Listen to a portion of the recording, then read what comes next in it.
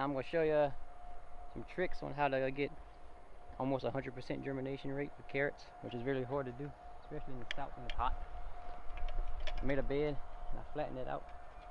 And carrots you can plant pretty close. And again, I'm going to use the push planter. Make sure my depth is right. You ain't going to go deep, about a quarter of an inch or so.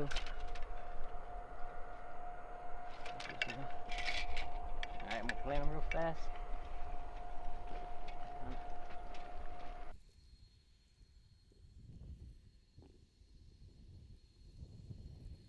I planted them.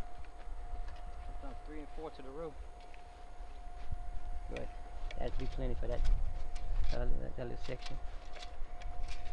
Now, one thing about carrots, once they dry out at any time, they die. So you got to make sure they stay moist. And this is what I do. And it works out pretty good. Some people use burlap sacks or whatever. Basically, I got this very thin fabric that I got on sale. It's a weed barrier. And what the idea is, it just covers them with a little bit of shade. And it still lets water through. And it keeps them cool. And that way the heat don't dry them out. Because the seeds are only about a 1/4 inch in the dirt. And when that sun dries that crust out, it dries the seed out and they die. And like, you know, in the south, it's not uncommon to have 90-degree weather. I did it upside down. In December, it'll still be 90 degrees in December. So, and this allows the moisture to go through.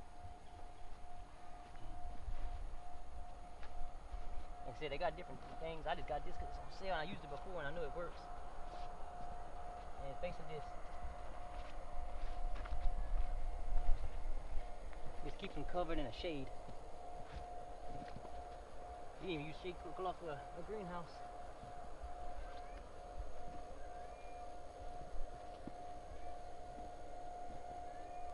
Alright, it's only been a week since I planted these carrots. And I had this little shade cloth over it. And I kept it on it and I watered it and the water went through it. And as you can see, got little tiny carrots coming up. See the little tiny? All coming up through right here. Let's see. Right here. Actually, it came up so fast that I was gonna try to weed it. Take the little torch and burn the weeds. See it coming right here. But it came up just as fast, so I'm gonna have to weed it with a hoe. But you gotta be careful with this, because if I take the shade cloth off, because it's 100 degrees, it puts the plants into a little shock. So I have to take it off. Like take it off tomorrow, since I'm off tomorrow, I'm gonna take it off and let it expose it to the sun for about 4 or 5 hours and water it and cover it back up. And every day take it off and let it expose it to the sun to kind of harden the plants, because they're used to shade and moisture. And then just keep slowly introducing them to the heat.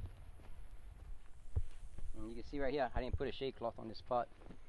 You can see the difference. You can see some little carrots coming up right here. And right here there's nothing. It's just dry, barren dirt. And that's the difference in covering them. It's kind of like it helps hold moisture in the ground. What I got right here, because Louisiana is so hot in the fall and even in the winter time, I got beet seeds and I soaked them in water and put them in the refrigerator, not the freezer but the refrigerator, to cool them down. Every winter crop seed we get, whether it be spinach or cabbage or whatever, we put them in the refrigerator. You don't always soak them, but we put them in the refrigerator to cool them down. So when you take them and put them out here in the hot fall weather, which is in the 90s, it tricks the seeds into germinating faster and more accurately. You can get like up to almost 100% germination rate. All fall seeds, not some of the seeds, but just fall seeds.